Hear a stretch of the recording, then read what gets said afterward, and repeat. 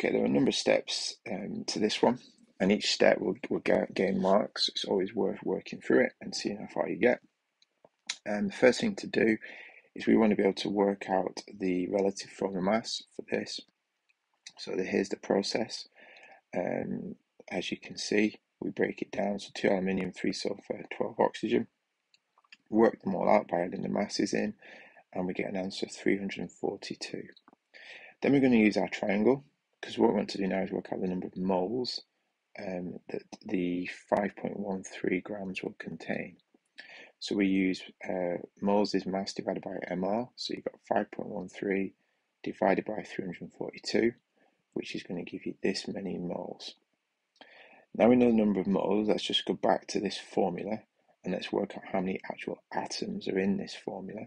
So there's 2 atoms of aluminium, there'll be 3 lots of the sulfur and 12 lots of the oxygen, which gives 17 atoms in total.